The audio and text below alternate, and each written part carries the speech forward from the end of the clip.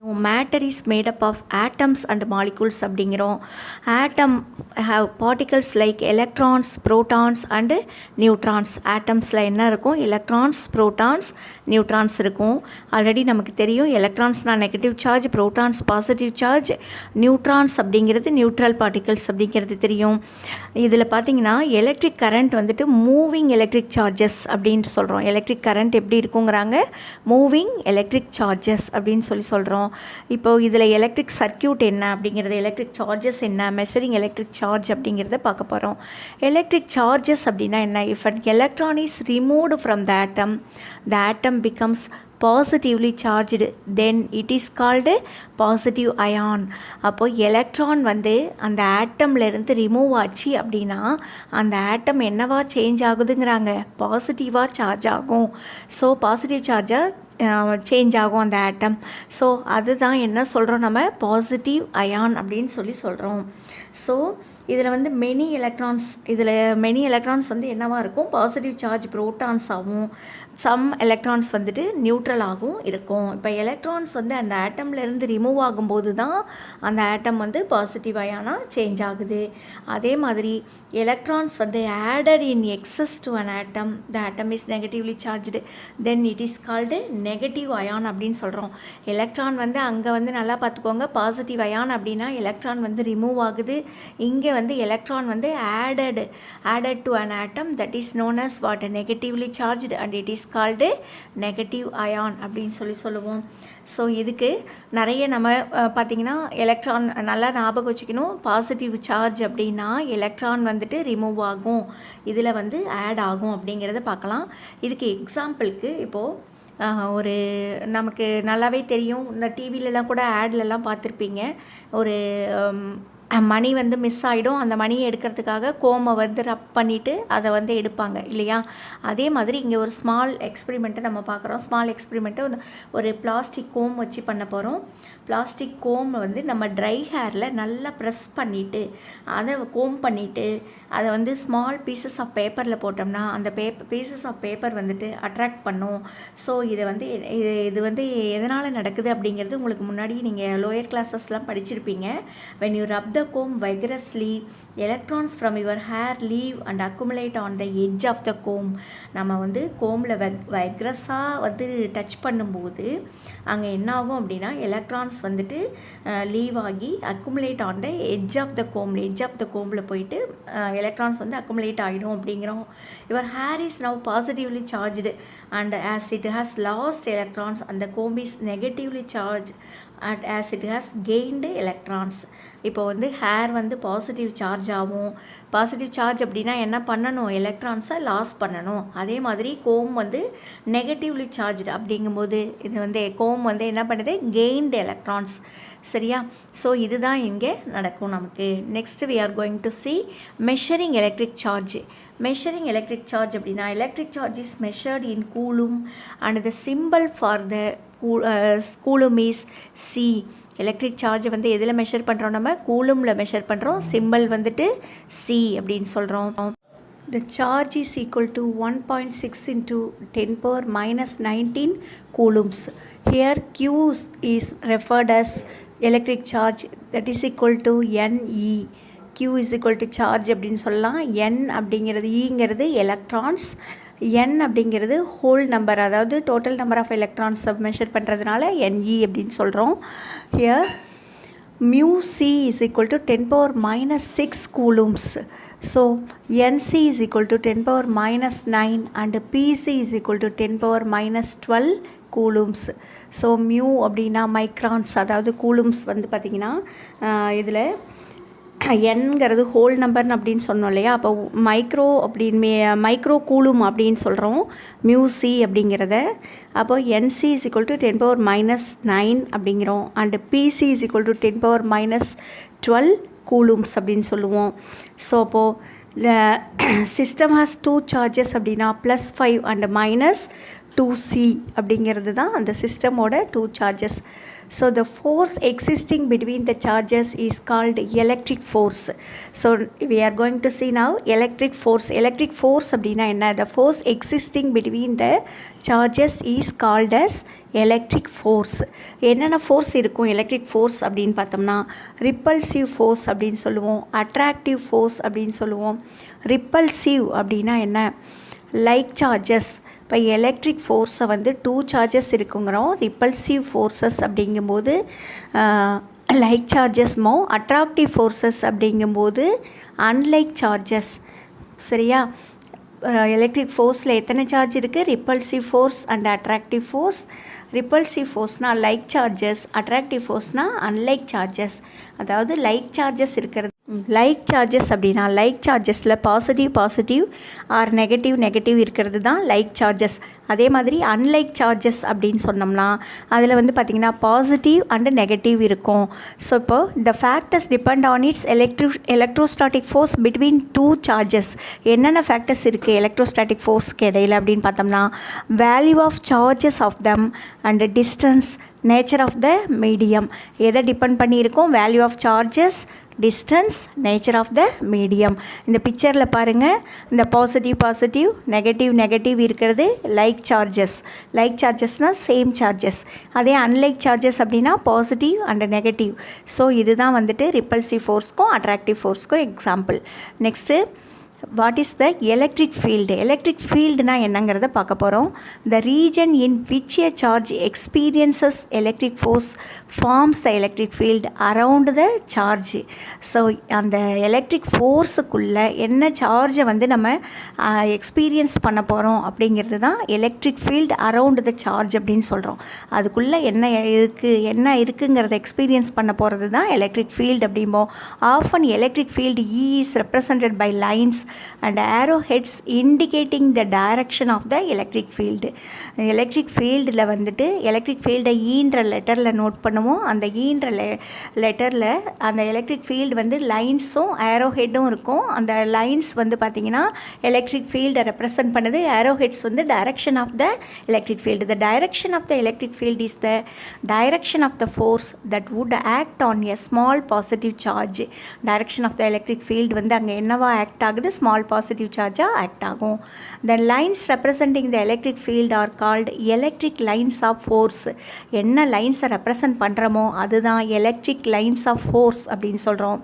The electric lines of force are straight or curved paths along which a unit positive charge tends to move in the electric field. Electric lines of force வந்து ஸ்ட்ரைட்டாகவும் இருக்கும், curved பாத்லேயும் இருக்கும். அங்கே என்ன unit positive charge வந்து அந்த electric ஃபீல்டை சுற்றி round ஆகுதோ அதுதான் வந்து அங்கே எலக்ட்ரிக் லைன்ஸ் ஆஃப் ஃபோர்ஸை ரெப்ரசன்ட் பண்ணும். அதுவும் curved பாத்லேயும் இருக்கலாம் ஆர் ஸ்ட்ரைட் பாத்லேயும் இருக்கலாம். ஸோ அப்போ lines representing the electric field is called electric lines of force அப்படிம்போம். நெக்ஸ்ட்டு எலக்ட்ரிக் பொட்டன்ஷியல் அப்படின்னா என்ன? எலக்ட்ரிக் பொட்டன்ஷியல் அப்படிங்கிறது வந்து பார்த்திங்கன்னா, there is the region of electric charge, there is an electric field. electric potential அப்படிங்கிறது region of electric charge. It is the measure of the work done on unit positive charge to bring it to that point against all electric forces. அதாவது electric potential அப்படிங்கிறது measure of the work done on positive charge. Positive சார்ஜில் என்ன work டன்னாக இருக்கோ அதை measure பண்ணுறது electric potential அப்படின்னு சொல்கிறோம். Then this point against all electrical forces. இது வந்து பார்த்திங்கன்னா bring it to that point against all electrical forces. பார்த்திங்கன்னா லோயர் எலக்ட்ரிக் பொட்டன்ஷியலும் இருக்கும், ஹையர் எலக்ட்ரிக் பொட்டன்ஷியலும் இருக்கும். இந்த பிக்சரில் பாருங்கள், அந்த லைன்ஸ் வந்து lower electric potential and higher electric பொட்டன்ஷியலை ரெப்ரசன்ட் பண்ணும். நெக்ஸ்ட்டு எலக்ட்ரிக் கரண்ட் அப்படின்னா என்ன? எலக்ட்ரிக் கரண்ட் அப்படின்னா it is formed by moving electrons. Electric current is formed by moving electrons அப்படின்னு சொல்கிறோம். எலக்ட்ரிக் கரண்ட் வந்துட்டு பார்த்திங்கன்னா 2 டைப் இருக்குது. வந்து பார்த்திங்கன்னா டைரக்ஷன் ஆஃப் கரண்ட். எலக்ட்ரிக் கரண்ட்டில் வந்து டைரக்ஷன் ஆஃப் கரண்ட் அப்படிங்கிறது எப்படி இருக்குன்னா, the movement of the positive charge is called as conventional current. Movement of the positive charge is called as what? Conventional current அப்படிங்கிறோம். அப்போ the flow of electron is termed as electric current. flow of electron வந்து எப்படி இருக்கும்? Electric current அப்படின்னு சொல்கிறோம். Flow of current வந்து பார்த்திங்கன்னா ஒரு சிங்கிள் செல், அதாவது சிங்கிள் பேட்டரியில் வந்து பாசிட்டிவ் அண்ட் நெகட்டிவ் சார்ஜிங்க லாங்கர் லைன் வந்து டினோட் த பாசிட்டிவ் அப்படிங்கிறோம், smaller line denote the negative charge அப்படின்னு சொல்கிறோம். அதே மாதிரி பார்த்திங்கன்னா the movement of the positive charge வந்து conventional currentங்கிறோம். அப்போ flow of electron is termed as electron current அப்படின்னு சொல்லுவோம். அதே மாதிரி இந்த பிக்சரில் இருக்கிற லாங்கர் லைன் பாசிட்டிவ் சார்ஜையும் ஸ்மாலர் லைன் நெகட்டிவ் சார்ஜையும் ரெப்ரசன்ட் பண்ணுது. நெக்ஸ்ட்டு வந்து இன்னொன்று இருக்குது பார்த்திங்களா, அந்த பிக்சரில் இருக்கிறது ஃப்ளோ ஆஃப் கரண்ட் வந்துட்டு நிறைய செல்ஸ், அதாவது நிறைய பேட்ரி அதில் இருந்துச்சு அப்படின்னா அதில் வந்து பாசிட்டிவ் நெகட்டிவ் அப்படின்னு சொல்லி ரெப்ரசன்ட் பண்ணி காட்டியிருப்போம். இந்த பாசிட்டிவ் நெகட்டிவ்ங்கிறது நமக்கு நல்லாவே தெரியும். பாசிட்டிவ் ஒரு செல் வந்து பாசிட்டிவும் நெகட்டிவ், அடுத்தது வந்து பார்த்திங்கன்னா பாசிட்டிவில் கனெக்ட் பண்ணுறோம், திரும்பவும் நெகட்டிவ் வந்து பாசிட்டிவோட கனெக்ட் பண்ணுவோம். ஸோ இந்த மாதிரி லைன்ஸ் ஆஃப் கரண்ட்டை வந்துட்டு நம்ம மூமெண்ட் ஆஃப் பாசிட்டிவ் சார்ஜை தான் என்னென்னு சொல்லுவோம், கன்வென்ஷனல் கரண்ட் அப்படின்றோம். அந்த combination of more than one cell தான் இந்த பிக்சரில் கொடுத்துருப்போம். Next measurement of electric current. Measurement of electric கரண்ட்னா என்ன? Current is the rate at which charges flow past a point on a circuit. Current அப்படின்னா என்ன? It flow past on a circuit. அதை தான் வந்து என்னன்னு சொல்லுவோம், measurement of electric current. Measurement of electric கரண்ட்டுக்கு என்ன ஃபார்முலானா I = Q/T. அப்போது எஸ்ஐ யூனிட் ஃபார் கரண்ட் வந்து ஆம்பியர். எஸ்ஐ யூனிட் ஆஃப் கரண்ட்டை வந்து என்னென்னு மெஷர் பண்ணுறோம், ஆம்பியர் அப்படின்னு மெஷர் பண்ணுவோம். அதோட சிம்பிள் வந்து ஏ. நல்லா ஞாபகம் வச்சுக்கிங்க, இந்த எஸ்ஐ யூனிட் ஆஃப் கரண்ட் அப்படின்னா ஆம்பியர், சிம்பிள் வந்து என்னன்னு சொல்லுவோம், ஏ அப்படின்னு சொல்லுவோம். அப்போது 1 ampere = 1 coulomb divided by 1 second. 1 ஆம்பியருங்கிறது எதை ரெப்ரசன்ட் பண்ணும் நமக்கு, 1 கூலும் டிவைடட் பை 1 செகண்ட்.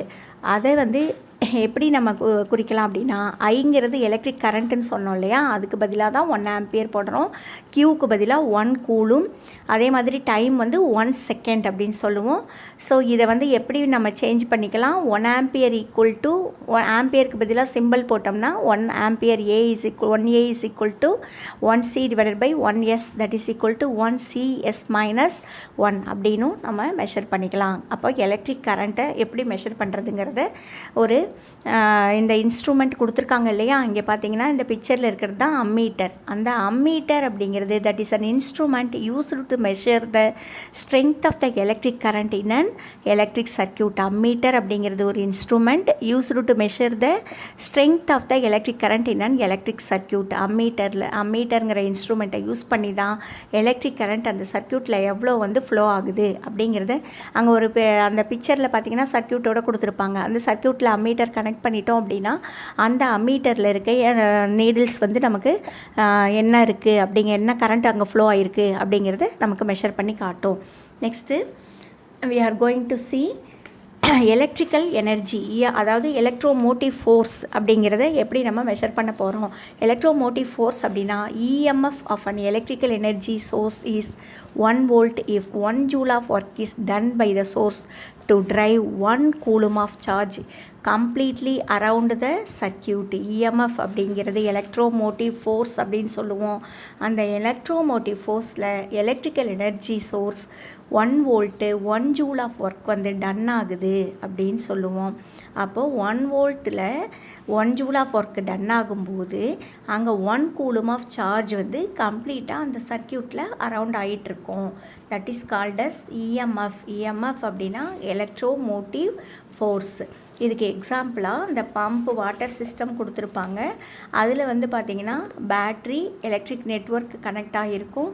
அப்போ தான் அங்கே வந்துட்டு எலக்ட்ரிக் செல்ஸ் வந்து பார்த்திங்கன்னா other electric energy act like pump pushing the charges to flow through a wire or conductor. இங்கே இருக்க வந்து அந்த electric cell or electrical energy sources வந்துட்டு pushing the charges to through a wire or a conductor. Wire or conductor மூலமாக அந்த pump வந்து push பண்ணி சார்ஜஸை கொடுக்கும்.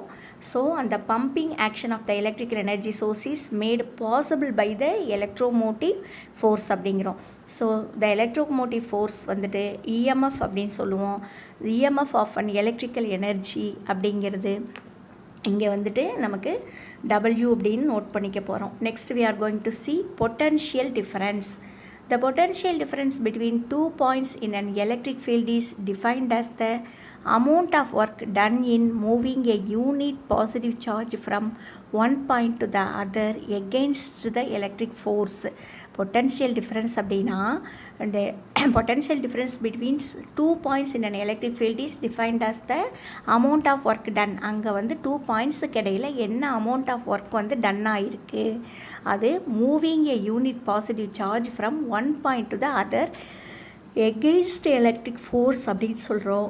அதில் வந்து பார்த்திங்கன்னா எலக்ட்ரிக் அந்த பொட்டன்ஷியல் டிஃப்ரென்ஸை விங்கிற சிம்பிளில் நோட் பண்ணுவோம். வினா வோல்ட் அப்படிங்கிறோம். V is equal to W/Q. அப்போது W அப்படின்னா ஒர்க் டன், Qங்கிறது அமௌண்ட் ஆஃப் சார்ஜ். ஓகேவா? ஸோ அப்போது V is equal to W/Q அப்படிங்கிற ஃபார்முலாவில் தான் பொட்டன்ஷியல் டிஃப்ரென்ஸை மெஷர் பண்ணுறோம். பொட்டன்ஷியல் டிஃப்ரென்ஸை மெஷர் பண்ணுறதுக்கு நம்ம வோல்ட் மீட்டர் அப்படிங்கிற இன்ஸ்ட்ருமெண்ட்டை யூஸ் பண்ணுறோம். Next we are going to see resistance. Next we are going to see what? Resistance. Resistance R is the measure of the opposition offered by the component to the flow of electric current through it அப்படின்னு சொல்லுவோம். இப்போ different electric components different electrical resistance மூலமாக measure பண்ணுறோம். இப்போ நம்ம lower கிளாஸஸில் படிச்சிருப்பீங்க metals metals and alloys which have low resistivity, அதாவது 10⁻⁻6 to 10⁻⁸ ohm are called good conductors அப்படின்னு சொல்கிறோம். அதே மாதிரி அப்போ குட் கண்டக்டர்ஸ் அப்படின்னா 10⁻⁻6 ஓமில் இருந்து 10⁻⁸ ஓம் வரைக்கும் இருக்கிறது தான் குட் கண்டக்டர்ஸ். எக்ஸாம்பிளாக silver, aluminium, copper, iron, tungsten, nichrome, manganin, constantan இது எல்லாமே எதுக்கு எக்ஸாம்பிளாக சொல்லலாம்? அதாவது நம்ம குட் கண்டக்டர்ஸ்க்கு. கண்டக்டர்ஸ் அப்படின்னாவே which allow electric current to pass through them are called conductors அப்படின்னு சொல்லுவோம். அப்போது மெட்டல்ஸ் வந்து எது எலக்ட்ரிக் கரண்ட் அலோ பண்ணுதோ அதை கண்டக்டர்ஸ் அப்படின்னு சொல்கிறோம்.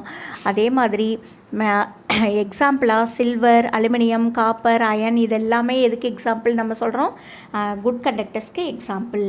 ஸோ இதே மாதிரி நமக்கு ஹை ரெசிஸ்டன்ஸ் இருக்கிறது எல்லாமே என்ன பண்ணும்? எலக்ட்ரிக் கரண்ட்டை அலோவ் பண்ணும். Next we are going to see what is insulators. அப்போ insulators அப்படின்னா என்ன? அப்போ we also have a category of materials called insulator. They do not conduct electric current. Electric கரண்ட்டை கண்டக்ட் பண்ணாதது தான் இன்சுலேட்டர்ஸ் அப்படின்னு சொல்லுவோம். They offer very high resistance to the flow of current. இப்போ very high resistivity of the order of 10⁻8 ஓம்லேருந்து 10⁻14 ohm வரைக்கும் high resistance to the flow of கரண்ட்டில் இருக்கிறதெல்லாம் insulators அப்படிங்கிறோம். Example glass, mica, amber, quartz, wood, Teflon இது எல்லாமே என்ன? இது இன்சுலேட்டர்ஸ். நெக்ஸ்ட்டு எப்படி ஒரு ரெசிஸ்டன்ஸை மெஷர் பண்ணுறோம் அப்படின்னா the SI unit of resistance is ohm. அதோட சிம்பிள் வந்து ஓம் அப்படின்னா இந்த மாதிரி யூவை தலைகீழாக போட்ட மாதிரி இருக்கிறது தான் ஓம் அப்படின்னு சொல்லுவோம்.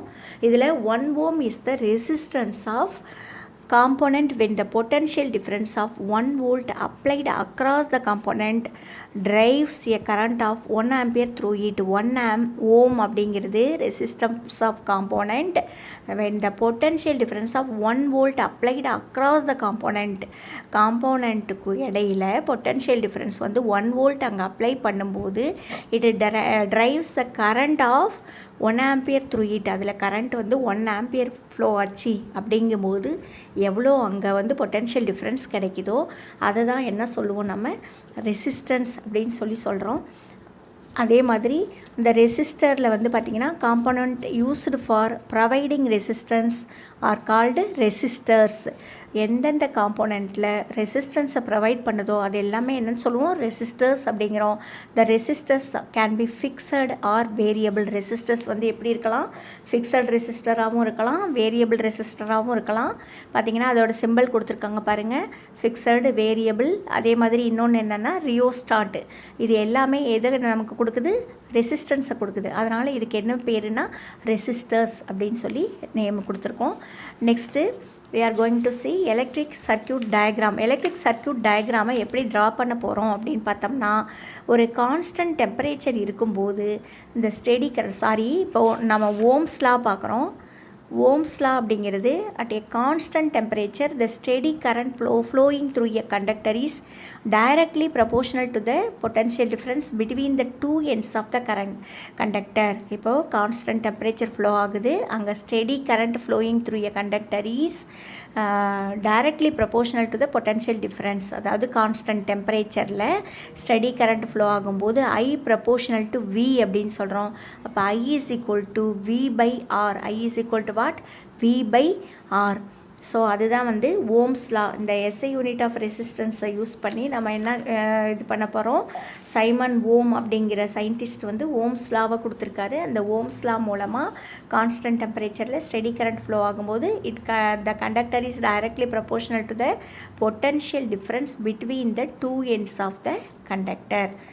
ஓகே ஸ்டூடெண்ட்ஸ், இப்போ இந்த வீடியோ இதோட நம்ம ஸ்டாப் பண்ணிக்கலாம். நெக்ஸ்ட் இருக்க டாபிக்ஸ்லாம் வந்து நெக்ஸ்ட் வீடியோவில் பார்க்க போகிறோம். நெக்ஸ்ட் டாபிக்ஸ் என்ன, electric circuit diagram, different electrical circuits, heating effect, அப்புறம் types of current, alternating current, advantages, இதெல்லாம் பற்றி நெக்ஸ்ட் வீடியோவில் பார்க்க போகிறோம். முன்னாடி அதாவது இந்த வீடியோ பார்க்குறீங்க இல்லையா, இதில் ஏதாவது டவுட்ஸ் இருந்தால் திரும்ப பாருங்கள். திரும்ப பார்த்துட்டு சப்போஸ் உங்களுக்கு புரியல அப்படின்னா கால் பண்ணி கேளுங்க. ஏன்னா ஒரு டைம் பார்த்தீங்கன்னா உங்களுக்கு கொஞ்சம் புரியறதுக்கு கஷ்டமாக தான் இருக்கும். திரும்ப பார்த்துட்டே இருங்க வீடியோ, அப்போ தான் உங்களுக்கு புரியும். அதனால் நீங்கள் வந்து வீடியோ பார்த்துட்டு ஏதாவது டவுட்ஸ் இருந்துச்சு அப்படின்னா கால் பண்ணுங்கள். நெக்ஸ்ட் வீடியோவும் பாருங்கள், 2 வீடியோவும் கொஞ்சம் கஷ்டப்பட்டு பாருங்கள். ஏன்னா நமக்கு போர்ஷன்ஸ் நிறைய இருக்குது. அதனால் நம்ம ஒரு லெசனை ஒரு டேர்ன் வரும்போது கம்ப்ளீட் பண்ணி தான் ஆகணும். அதனால் ஸ்டூடெண்ட்ஸ் ரிமைனிங் அடுத்த நெக்ஸ்ட் வீடியோவும் கண்டினியூ பண்ணி பாருங்கள். அப்போ தான் இந்த லெசன் ஃபுல்லாக கவர் ஆகும்.